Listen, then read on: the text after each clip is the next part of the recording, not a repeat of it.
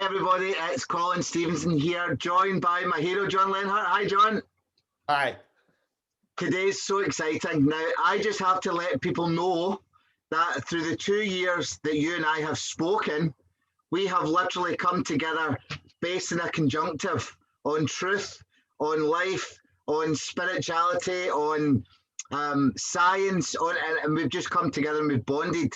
Now in this 2 years, we have not literally sat and spoke about small or even massive details in our lives.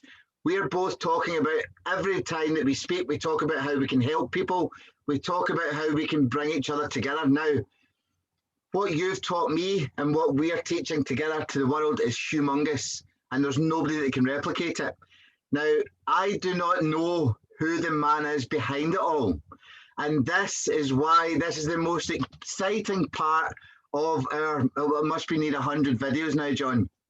I want to know the man behind the model, and I want to know how the model came about. And I am sure that there are so many other people wanting to know. So please tell us who you are and how this all happened. So remember, the reason why we're doing this is to answer the question, why I know this model for the mind and the brain and why no one else does. Yep. And I believe it has to do with the experiences I had and my response to them. So these series of videos all the way to the end are going to go through my history in chunks to try to illustrate that point. I don't think any one of these periods of my life is the answer, but I think if you put them all together, I think it makes sense. So what we're going to do today is we're going to start with my childhood. Yep. Very simple, very straightforward. I was born in Mississippi. When I was 6 months old, we moved to South Central Los Angeles. So I grew up in South Central Los Angeles. My mom, now I know she's giver server. You know, my dad used to say, your mom will make 100 friends wherever we go anywhere, because giver server's in everybody's business. Yeah. He goes, except if I tell her before we go out, you need to make 10 friends, she won't make any friends. That's the server. So you look back on that, I'm like, I get it. I get how my mom was, but she's very much a giver server. One of the things that happened to me is I got scarlet fever at 2, and I became deaf in one ear, in my right ear. And when they found that out as I went into school, my mom kept the document, because you got to remember, when I was a kid, we still had the draft here. And my mom's whole thing was, this would prove he couldn't get drafted and he's not faking it. And so she kept that. One of the things it caused me to do is not look people in the eye when they're talking. I actually found out later in my teen years that I could read lips. Okay. But I was doing it unconsciously. Whenever anybody talked, I'd look down at their mouth and stare at them. And then I always got categorized as an awkward kid. He doesn't look me in the eye when I'm talking to him. I probably couldn't hear you unless I looked down at your mouth. So I had a great mom. She was my best friend growing up. We used to play basketball together. She was very athletic. She was great. My dad is teacher perceiver. So he's Sherlock Holmes. He's Dwight Schrute. My dad is Ron Swanson. If you watch Parks and Rec, there's a scene where he goes to the hardware store. My dad's a Mr. Fix-It guy, very handy. And somebody walks up to help him, and he just looks at him and goes, I know more than you. That's mustache, the whole thing. My dad is Ron Swanson. He was self-taught. He didn't go to college. He worked for Xerox in the early 60s, fixing machines. Yep. And he worked his way up because basically every night when he came home, he ate dinner, and then he laid on the couch, played some soft music, and read. And my dad read like crazy. And the last thing I'll tell you about my dad is I can remember every weekend, it felt like every weekend, people would invite us over to their house for a meal. So we'd get a free meal. And then at the end of the meal, my dad would push their TV away from the wall, because they had big old TVs. And he'd get his tools out and he'd figure out, because they had a problem with their TV, he'd pull a couple of tubes. He'd go to the drugstore. They had a tube tester in the front. He'd test which tubes were bad, buy the new tubes, come back and fix people's TVs. So that's just what he did for fun. He was a problem solver. He was handy, and he fixed people's televisions for fun. In fact, he built his own television. So we used to watch a television that my dad built. So So that makes a lot of sense. So giver server is the same as what I spoke about before with my grandmother, okay? And as you say, it's like they always give, they always make friends. So I can obviously see that in terms of the way that you interact with people. Now, what your dad did with televisions kind of relates back to what you're doing to the world, in my eyes. Now, as much as we have our own intangible drivers that we've spoken about, we do learn, and we've done videos on this, and we can maybe even put this into when we publish this, on how we learn from our parents, and that's obviously had a bit of an impact on you. I'm sure you would feel that yourself. Oh, and that's where I'm going here with the rest of the story. My dad was a huge influence on me. So what happened was, I walked at 6 years or 6 months old, and I was just on the move. I was running and always had a bump on my head or a black eye just running into stuff. And what happened was in first grade, when we all started reading, they'd have these little books for us to read, and they'd keep track of how many books you read. And the second most books read in our first grade was like 10 or 11 books. And I read 76. So right away, everybody went, there's something wrong with this kid. He's reading like 76 books and no one else is reading even 10 or 11 books. And what happened was I got put in a gifted program. I was actually leaving 2 days a week. I left our school to go to this bigger school. Again, I was in Los Angeles County School District, one of the biggest school districts, in the United States. And so I went to another school 2 days a week, and I was reading all these books. And what happened was my dad started having me read all these books. So remember, we're in Southern California, late 60s, early 70s. And my dad's reading all these books, and he's having me read all these books. So I'm reading all these books like, Eckhart Tolle and Buckminster Fuller, Eric Hoffer. One of my favorite books that I bought a couple of years ago because I missed it, when I read it when I was like 11, was Language in Thought and Action by S.I. Hayakawa. So my dad was having me read all of these books, and he also had a subscription to Psychology Today, which I used to read as a kid. So if you look at this as a young kid, I'm reading all these books that are all about the meaning of life and how do things work. And a lot of what they were writing about was how do we know stuff before we know it? They call it a priori reasoning. How do we know intuitively before we consciously know? And you can see how that set up my whole unconscious. But if you think about it, I spent my childhood loading up my unconscious brain with all this information in a quest to try to figure out how humans work. Now, as a child, our brains are superhighways, and we can take in so much more information until the synaptic pruning stage, roughly about 13 years old at puberty. So while you were doing it, now I just want to ask you a question while kind of on real life, but while your experience, the schools are only giving and drip feeding them so much information while kids are able to take in more. And from what you're saying, like, so you were taken away from mainstream school because you could do more. Now, there's a good chance that most children could do more, maybe not as much as 77 books, but they can do more with the right encouragement and the right teaching. So what you've also kind of exposed here is how the education system might not be working up to par. Right. The thing is, though, and we'll deal with that much later. The thing is that my scores were so high that they kind of catered to me. So if you imagine, I'm an administrator teacher, I'm a Bond villain, I'm really smart at this age, and I know they're all catering to me. So I was a holy terror. I was a bully. I knew I could do anything and get away with everything.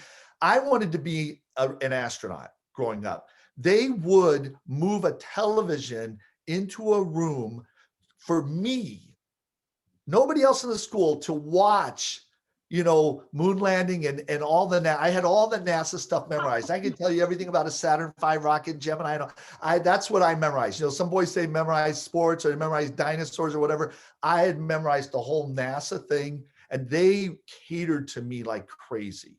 The other thing that made me a holy terror is my grandmother, what it was a perceiver teacher, my dad's teacher perceiver. And they used to, like twice a week, they get together and play pinochle, my parents with my grandparents. And then when they were done playing, my grandmother and my dad would have these epic philosophical debates. I would sit next to my grandfather, and my grandmother would make all these great points. My grandfather we'd look at each other going, yeah, she's right. And then my dad would make all these points and we'd go, I mean, I grew up watching, I believe, two of the greatest arguers in the history of the world go at it twice a week. And you got to remember, when I grew up in Southern California, on television, they would have an atheist and a priest on a show, and they go, tonight we're going to talk about the existence of God. And these two people would talk, have a civil discussion. No one would yell, no one would scream. And one of them might even go, you make a good point. I agree. I grew up believing that's how things are going to be. We're going to have civil discussions, and we're going to learn all this stuff, and we're going to do all this stuff. You know, if the little Johnny walked in here now and saw what was going around, I think he'd cry and run out of the room, because this is not television, and civil discourse is not what I grew up with. But I got to watch two epic people argue, and I got to be a pretty good arguer at a really young age. Yeah, you taught me this. So you taught me how to argue in 3 questions. We've made video how people can argue in 3 questions. So everything you're already talking to me about, we've already covered without knowing your story, which is amazing. So in terms of, again, watching what adults do you feel that you were even not so much learning the way to argue, you were learning the information at the same time, so it was allowing you to grow in every level? Right. And again, that was my dad and my grandma, who were very philosophical, very scientific, very problem solving. You know, my favorite, there's one more story that has to do with that. My favorite memories was twice a year, Labor Day and Memorial Day weekends, we would go to the Colorado River near Parker Dam between Arizona and California. And we met another family there. My dad, this guy was his best friend. My dad and this guy built a cottage. They built a speedboat. They built all this stuff together. Okay. Again, my dad's really handy and mechanically inclined. And so they created all the stuff. And those are my favorite memories, just running around in 116-degree heat, no humidity, getting my cheeks sunburned and just having fun. He had, my dad's best friend had 3 sons of our age, my brother and my age, that we just ran around with all day, no electronics. And then at night, my dad and his best friend would sit out under the stars, which there were a million of them. They'd pick a topic.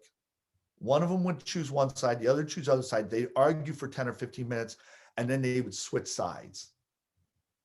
So that's what I grew up with. I grew up with this, we call it contrastive thinking. So you're right. We've covered everything we're talking about. If we had started here with this video, I'd go, we need to do a video explaining all the details. If you look in the links, we'll give you all the details, but I learned contrastive thinking at a very, very young age and the power of it.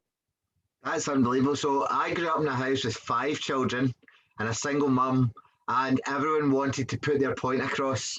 And it was everyone was straight out, straight to, no one listened.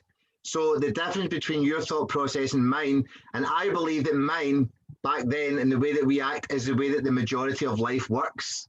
I don't think many people, if any at all, were as privileged to have the same upbringing as you had, and to be able to watch these conversations and how to understand and debate properly. Because now debate's all a power struggle, and that's obviously why you don't try and overpower anybody. And even when you are speaking to people online, and you know, people that are pretending to be the best coach, and you never say that I'm better than you, you don't know this. You always ask the question and you try and understand them, which I find absolutely beautiful.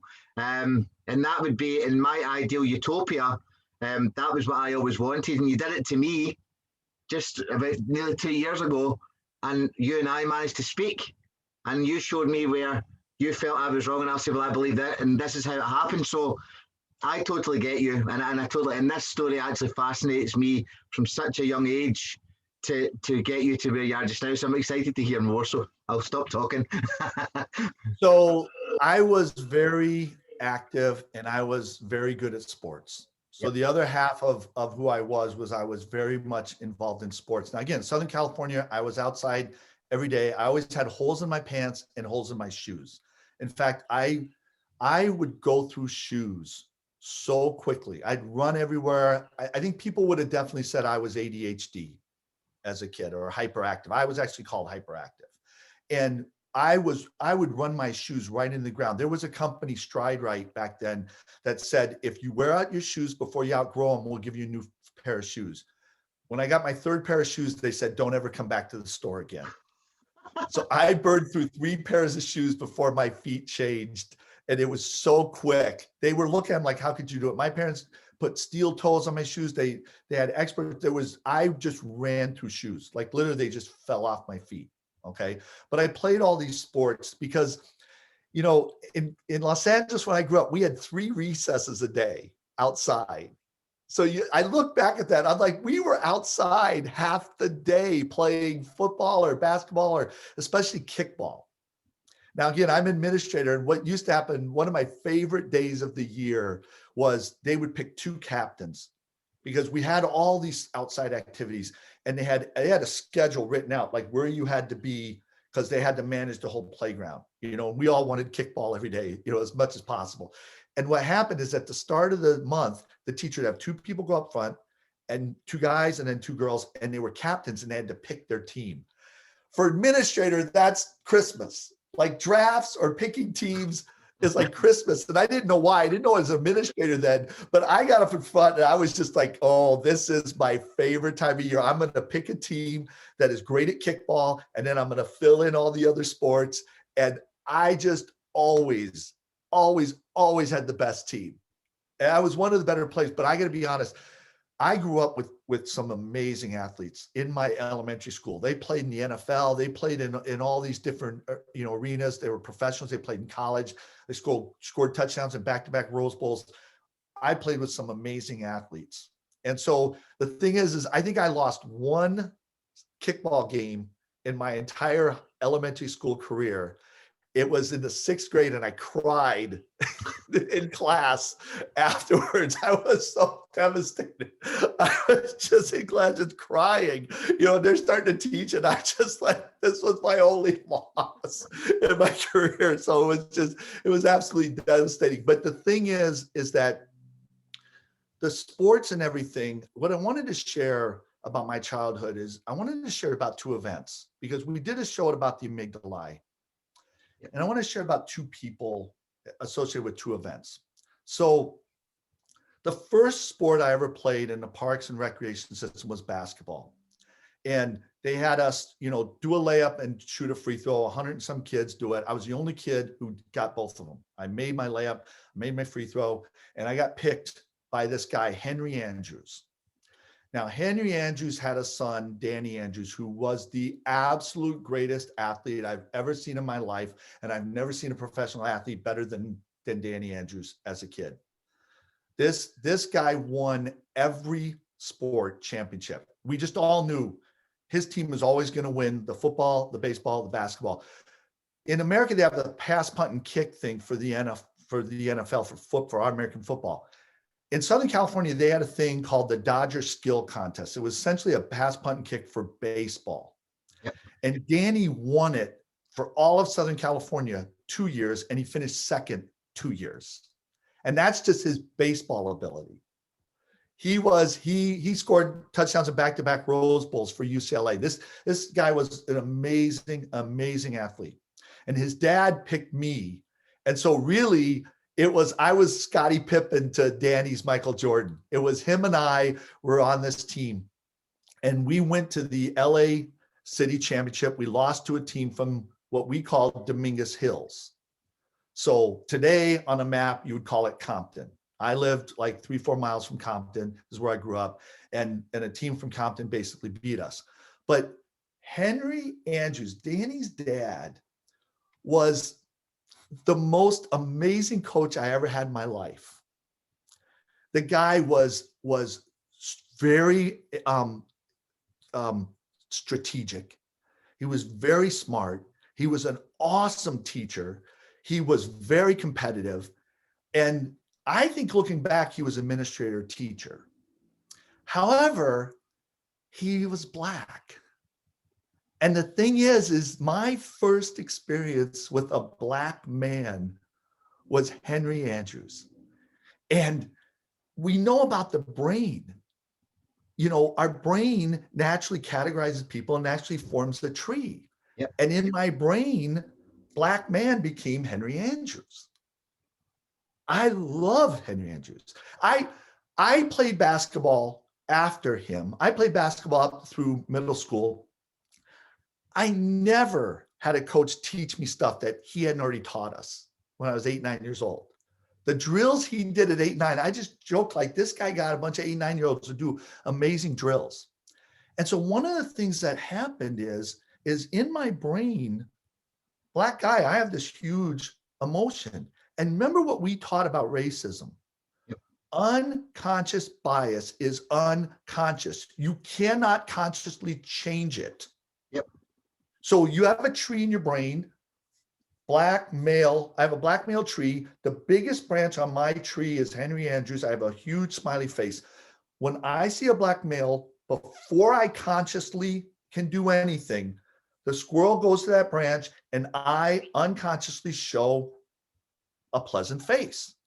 Now, everybody's teaching unconscious bias by saying, hey, tell yourself this. It's too late. You're already given away. And we saw like in the book Blink and other places, and we talked about this with the racism videos with Ed Mabry, is what happens is a Black person walks into a room, let's say a conference room, and somebody in the room shifts like this, unconsciously. The Black person senses that and goes, that person's a racist. They have a bias against a Black person. They have a negative attitude and they shift it. When you ask a Black person, why do you think they're racist? They can't consciously tell you why, but they know it. And when you say to them, well, if you can't explain it, then they're not, now you're making it worse. Racism's unconscious. So one of the things that has happened throughout my entire life, and people that watch it happen laugh every time it happens.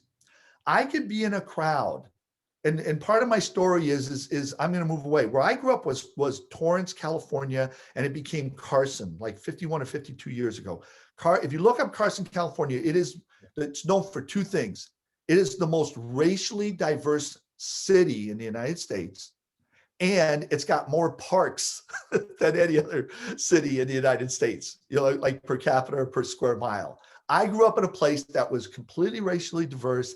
And I grew up in a place that had all these parks where we were just outside all the time. And so what happens is I moved to places after Southern California where there were just a lot more white people.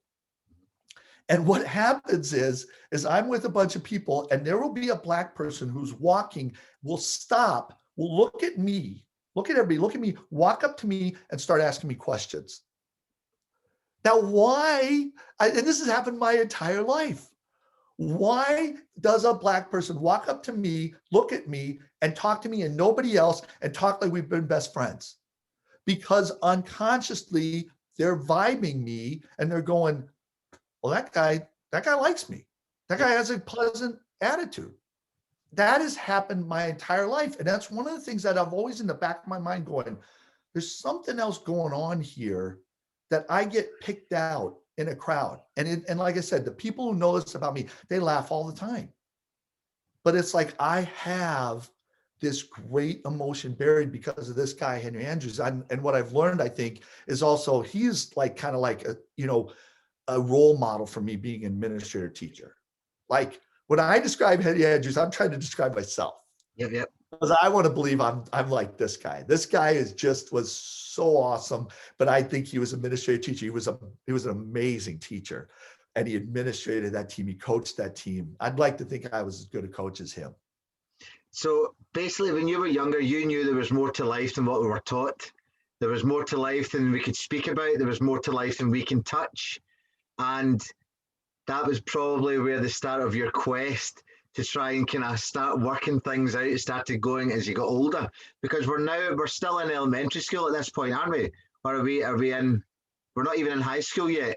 And your brain is already working like a scientist, like the person that's trying to feel and gather all this information. I mean, this is a pretty important story as well.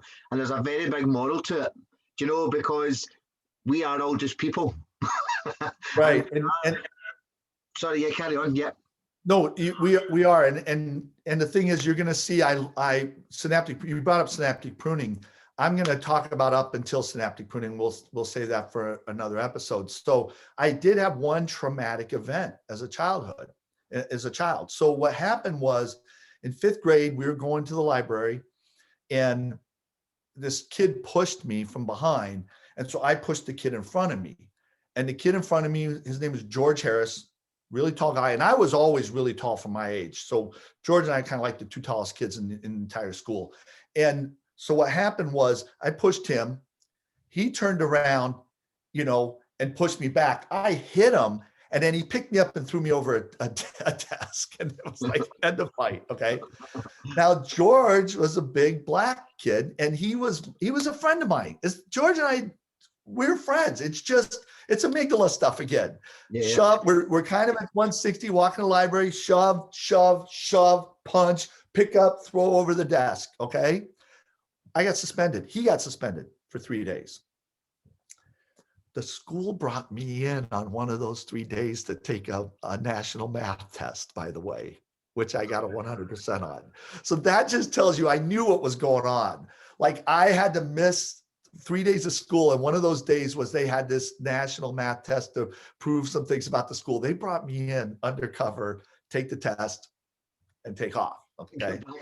Anyways, so what happened was, my mom was really upset by all this, obviously, and my dad told me, you need to call up George's parents and tell them what happened. And I didn't want to do it. I definitely did not want to do it. And my dad just hounded me and explained and everything else. And I was like, okay, I'm going to do it. And I was shaking, just shaking. I mean, you look at this was a traumatic experience. Like, the fight wasn't as traumatic as this. This was the trauma. I am having trauma right now, having to call George's parents. And I call, and George's mom answers the phone. And I'm going to try not to cry, but she was the absolute, I'm going to say, strongest, wisest, most intelligent, like, leader. Like, it just got locked into my brain because I explained everything. Here's what happened, and here's what happened. And I'm just waiting for her to talk. And she just really calmly and everything goes, thank you, for calling me. Thank you for, this is killing me. Thank you for telling me about this. And then she just started affirming me. I think for someone at your age to do this, and it was just like, and so trauma, Black woman, in my brain, and you're going to see my stories go forward. To me, Black women are leaders. They're in control. They're wise. They're calm. They know, they're insightful. They know what's going on. Yeah. And so it was like a turning point for me, because I realized I need to step into these things. They're extremely tense, but honestly, it's like one of the most traumatic experiences of my life. And I'll just always remember her voice coming through, just so sweet, so controlled, so in charge. It was just a life-changing experience. That's amazing. So when those kind of affirmations that you were given, being affirmed by this person, has actually almost changed the trigger with what could have happened. And again, when we open our amygdala up, again, the rehearsal of going on the phone and thinking, I'm going to say this, she's going to shout at me, she's going to do this. Your anxiety would have built up within your body. You'd have been shaking, you'd have done that. And the minute that you go ahead and do that, and it just becomes totally changed, a new branch appears into your brain where it's not Black women attached with trauma, it's Black women, affirmation, love, calm, wisdom. And it's just created this whole new kind of process in your brain. But what's actually happened for me, what I feel there is like it's through experience. You weren't told anything. You weren't told she's going to shout. You weren't told. So when we are racist as a world, I'm not racist as a person, right? But as people, if when they're racist, it's because they're told this will happen. This is it. This is that. So what happened is you learn for yourself at a very young age before synaptic pruning, and you were then able to hold on to that happy memory and lose the trauma while you're young, which is an absolutely most amazing experience.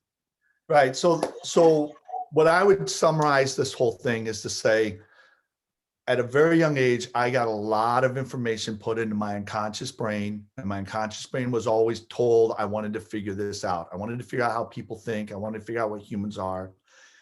And so that was all in my unconscious brain. I had a very powerful brain, and I'm going to end up losing it with synaptic pruning, which is what we're going to talk about in my teenage years. But the other thing is that I had some personal experiences that just no one could explain. I had personal experiences that in my past that no one could explain. And then I started seeing stuff happen to me that didn't happen to anybody else. And I'm just like, everybody's like, why do you have so many Black friends? Why do black people come up and talk to you like it's nothing? It's like, they're people. My answer was they're people. I don't know the answer. They're people. But as I later learned about the brain, I'm like, oh, my first experience. If you go back, everything we said in the amygdala, video, your first experience is going to dictate everything. And those were my first two experiences. And now later in life, I understand that, but that's what I learned about the amygdala. In elementary school, you learned what can't really even be taught in a university nowadays. Yeah. Unbelievable. Honestly, I've even got tears now.